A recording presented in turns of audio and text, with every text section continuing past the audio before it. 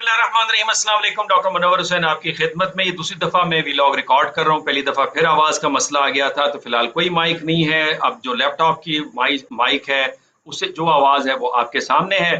सबसे अच्छी खबर तो जनाब ये आ रही है कि प्रेसिडेंट ट्रंप ने ईरान के एक सालों से कैदी को आज़ाद कर दिया है as a goodwill gesture, और वो इसी तरह की रेसिप्रोकेट एक बिहेवियर चाहते हैं ईरान की तरफ से भी।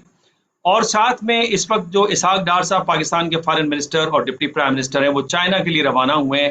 बिकॉज अमेरिकन का ख्याल ये है कि ईरान की जो प्रिसीशन स्ट्राइक्स हैं, उसके पीछे जो असल कमाल है वो चाइना की हेल्प मौजूद है। बिकॉज जिस अंदाज से जो रए से अर्ली वार्निंग रिडार सिस्टम थे, चाहे वो कुवैत में थे, बहरीन में थे, जॉर्डन में थे, और जो मिसाइल डिपोज और इंटरसेप्टर्स थे, और जो वर्कशॉप थी मेंटेनेंस की, उसको पिन पॉइंट करके ईरानी ड्रोन्स ने, बैलिस्टिक मिसाइल्स ने हिट किया है।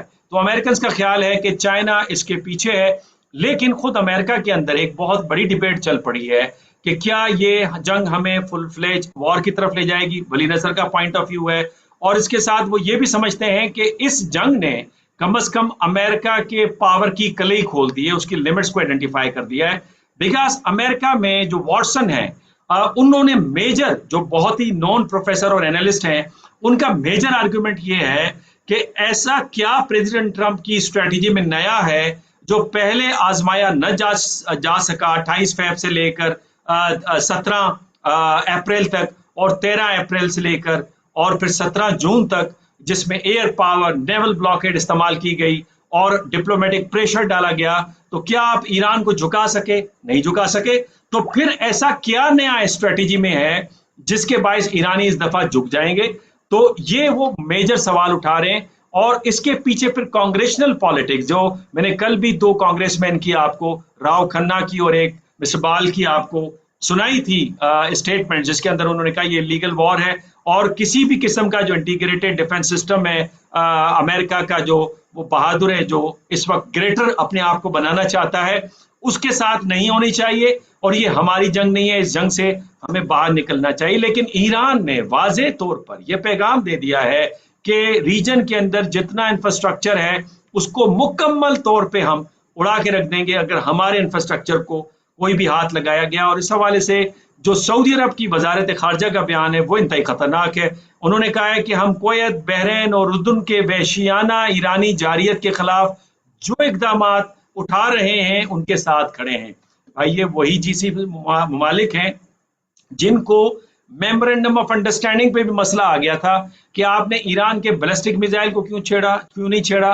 आपने ईरान की जो आर्टिकल 5 है एमओयू की, जिसमें वो ऑपरेट करेगा स्ट्रेट ऑफ हॉर्मुज को, ये आपने क्यों तस्लीम किया? तो उसके बाद आपने देखा कि फिर ईरान की तरफ से भी रिस्पॉन्स आया और प्रेसिडेंट ट्रंप को पुश किया गया। चूंकि मार्को रूबियो जब गए जीसीसी ममालिक, तो वहां पे इन्होंने एलामिया ज्वाइंट दिया, जिसकी वजह से गलत सिग्नलिंग गई ईरान को। और फिर उसके बाद आप दो बहरी जहाज लेके जा रहे हैं, आपको थोड़ा सब्र का मुजाहरा करना चाहिए था, ईरान को कॉन्फिडेंस में लेना चाहिए था। आपने कॉन्फिडेंस में भी नहीं लिया, अमेरिकन एस्कॉर्ट भी लिया, फिर अमेरिका को पुश किया कि वो हार्ड हिट करे ईरान को, और फिर एक मैसिव रिटेलिएशन के तौर पे अमेरिका ने 70 बॉम्बिंग एक दिन और 75 बॉम्बिंग दूसरे दिन, 85 और 90 बॉम्बिंग तीसरे दिन, जिससे ये वॉर इरप्ट हुई। और फिर ईरान के अंदर ये तासुर हुआ कि अमेरिका हमेशा हमें टोपी पहनाता है, तो लिहाजा इस दफा जो भी करना है मुकम्मल तौर पे इस चीज को खत्म करना पड़ेगा। और इसी वजह से कौमी सलामती कमीशन के जो रुकन है मजलिस के, उन्होंने एक मैसेज दिया अवाम के लिए। उन्होंने कहा कि अवाम खुद को सख्त हालात बर्दाश्त करने के लिए तैयार करें। दूसरी तरफ अमेरिका में क्या चल रहा है? कांग्रेस के अंदर बड़ी तेज और तुंद किस्म की पॉलिटिक्स है, और प्रेसिडेंट ट्रंप के बिल को रोकने की कोशिश की जा रही है। प्रेसिडेंट ट्रंप के जो अपने कैबिनेट के वाइस प्रेसिडेंट हैं, उन्होंने पॉडकास्ट के अंदर वाजे तौर पे कहा है, जेडी वेंस साहब ने, कि इजराइल ने मिलियंस ऑफ डॉलर्स की फंडिंग शुरू कर दी है सोशल मीडिया एक्टिविस्ट को, कि वो president vice president JD Vance को निशाना बनाए, उनको हिट करें, बिकॉज वो सुलह करवाना चाहते हैं अमेरिका और ईरान के दरमियान में। और इसी तरह की नोयत जो है वो पाकिस्तान के हवाले से भी स्टेटमेंट्स आ रही हैं। आप देख रहे हैं कि जो कुछ अफगानिस्तान के जरिए से हमारे यहाँ हो रहा है। आज की खबर यह है कि JF-13 जो तैयारे हैं, 17 तैयारे हैं, उन्होंने टीटीपी के मुख्तलिफ हाइड आउट पे हमला किया है, 20 दहशतगर्द के मारने की इस वक्त इतलात आ रही हैं, और 20 जो न्यूक्लियर वॉर हेड्स हैं वो इंडिया ने अपनी नेवी को दे दिए हैं, जो कि उनके डॉक्ट्राइन के खिलाफ हैं। और इस पे परवीन साइनी ने एक डिटेल्ड वी लॉ किया है, और इस डिटेल्ड वी लॉ के मुताबिक वो ये समझते हैं कि इसकी वजह से जो जो जो एक कोल्ड वॉर है पानी के इशू के ऊपर पाकिस्तान और इंडिया के दरमियान में, वो हॉट वॉर में तब्दील होने के चांसेस उसके बहुत ज्यादा नुमाया नजर आ रहे हैं। और न फकत वो ये समझते हैं बल्कि इसके साथ वो ये भी समझते हैं कि इस अगर हॉट वॉर में ये तब्दील होती है जिसके चांसेस अब बहुत ज्यादा नुमाया होंगे, उस सूरत में चाइना कूदेगा, और चाइना इनडायरेक्ट तरीके से अब नहीं आएगा, डायरेक्ट तरीके से इंडिया के खिलाफ आएगा। तो ये आप समझ सकते हैं कि जो वॉर है अगर ये मैनेज नहीं होती इस नोयत के ऊपर, तो ये एक्स्ट्रा रीजनल वॉर में तब्दील हो जाएगी। और मेरा आंच ये है कि अगर आप सेकेंड वर्ल्ड वॉर को देखें तो वहां पे फिनलैंड, एबिसीनिया, फ्रांस, आहिस्ता आहिस्ता छोटी छोटी जंगें होती गई, और ये फिर 41-42 में एक बड़ी जंग का रूप अख्तियार कर गई, जिस वक्त पर्ल हार्बर पे हमला हुआ, जिस वक्त जर्मनी के ऊपर रशिया के ऊपर हमला हुआ।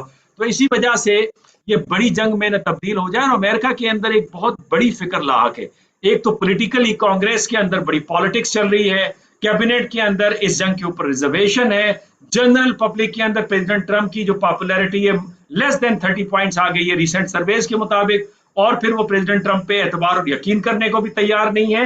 लेकिन इसके साथ जो बहुत सीरियस इशू है वो ये है प्रेसिडेंट ट्रंप के हवाले से कि उनके अपने डिफेंस के लिए म्यूनिशन खत्म हो गया है, वो एग्जॉस्ट हो गया है। गजा वॉर में उन्होंने म्यूनिशन दिया, यूक्रेन वॉर में दिया, ईरान जंग में खुद कूद पड़े, तो लिहाजा पिछले हफ्ते industrial complexes, defence industrial complexes के ऑनर्स को बुलाया, सीक्रेट मीटिंग की, इमरजेंसी प्रोटेक्शन करें, ग्लोबल वॉर छिड़ती है तो उनके पास अपने डिफेंस के लिए इम्यूनेशन मौजूद इस वक्त नहीं है।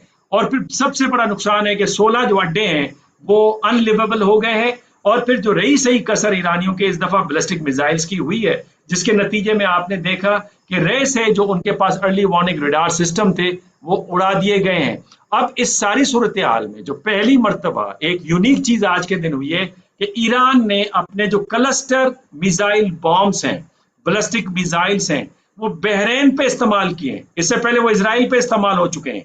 उसमें से 60 बास्केट साइज के 60 वॉरहेड्स निकलते हैं ताकि जो पेट्राइट सिस्टम है उसको धोखा दिया जा सके, और वो अपनी बड़ी प्रिसीशन स्ट्राइक के साथ अपने टारगेट्स को उन्होंने हिट किया है। तो पहली मर्तबा एक वाइड एंड क्लियर मैसेज दिया गया है बहरीन को, कुवैत को, कि जनाब अगर आप अमेरिका के ईमा पे खड़े रहेंगे या उस मुल्क के ईमा पे जो कि अपने आप को ग्रेटर बनाना चाहता है, तो उस सूरत के अंदर आप तैयार रहें, आपका मुकम्मल इंफ्रास्ट्रक्चर हम मिटा के रख देंगे। तो ये पहली मर्तबा हुआ है कि क्लस्टर बॉम्ब का इस्तेमाल किया गया है जिसमें 60 बॉम्ब निकले। और फिर उससे ज्यादा खतरनाक बात आप यू कैन इमेजिन कि इस वक्त जो बाबुल मंदब है उसके बारे में राइटर्स ये रिपोर्ट दे रहा है कि वहां पे हौसियों ने इंदिया दे दिया है, इशारा दे दिया है कि वो तैयारी करें बाबुल मंदब को बंद करने के हवाले से, सिर्फ ईरान की तरफ देख रहे हैं। इस सूरत में आप ऑयल सप्लाईज जिसकी कीमत इस वक्त $87 पर बैरल से ऊपर चली गई है, $1 ट्रिलियन का ग्लोबल इकोनॉमी का नुकसान हुआ है, जिसके ऊपर तकरीबन 90% जो जीसीसी ममालिक की जो इनकम है वो डिपेंड करती है, 80% फूड आइटम्स उसी पे डिपेंड करता है, और ट्रिलियंस ऑफ डॉलर्स का जो डेटा है जिसकी वजह से हम ग्लोबलाइज वर्ल्ड में रहते हैं वो वहीं से गुजर रही हैं। तो अगर बाबुल मंदब बंद हो जाए, स्टेट ऑफ हॉर्मुज को अमेरिका की कोई सलाहियत नहीं है खोलने की, और इस पे मैं कल भी बात कर चुका हूं कि अमेरिका के पास फायर पावर है लेकिन स्टेट ऑफ हॉर्मुज को नहीं खोल सकता, ये कैपेसिटी नहीं है। ईरान अटैक करके नुकसान पहुंचा सकता है लेकिन मुकम्मल कैपेसिटी नहीं है कि अमेरिका को यहां से धकेल के फौरन बाहर निकाल दे। तो लिहाजा रास्ता एक ही है और वो है बातचीत का रास्ता, दूसरा रास्ता नहीं है। दूसरी दफा भी जोर आजमाई करके देख लिया है। जीसीसी ममालिक को ये समझ आती थी कि ईरान को अगर हम एक दोबारा भरपूर हमला करें तो ईरान को अंडर प्रेशर लाके हम कुछ कंसेशन एक्सट्रैक्ट कर सकते हैं। लेकिन अमेरिका में एनालिस्ट इस बात पे अब यकीन रख रहे हैं कि जनाब जो एमओयू में अमेरिका को हासिल हुआ है वो भी अमेरिका के हाथ से अब निकल जाएगा, बिकॉज ईरानियों का एतमाद तो और ज्यादा बढ़ गया है इस हवाले से। तो मेरा ख्याल ये है कि वक्त आ गया है कि अमेरिका अपनी पॉलिसी को रिविजिट करे और उसे तस्लीम करे कि जो उनकी बुनियादी गलती है वो ये कि 250 साल एक कौम है वो एक्सपेक्ट कर रही है 5000 साल पुरानी सिविलाइजेशन से कि आप हमारा रेप्लिका हो जाएं, हमारे स्ट्रक्चर को तस्लीम करें, हमारा सोशो पॉलिटिकल इकोनॉमिक मॉडल को अडॉप्ट करें, जबकि वो 5000 साल पुरानी सिविलाइजेशन है। यही गलती चाइना के केस में हुई, वहां पे नाकामी हुई। पाकिस्तान ने ब्रिज किया 1971 में, यही गलती ईरान के केस में आप दोबारा दोहरा रहे हैं। आपको ये समझना होगा, जो मैंने पहले भी आर्गुमेंट दिया, कि जो रेस्ट ऑफ द सिविलाइजेशन है वो उभर पड़ी हैं, और जो fusion of civilization western civilization की वजह से हुआ था, वो इन जंगों की वजह से खत्म हो रहा है।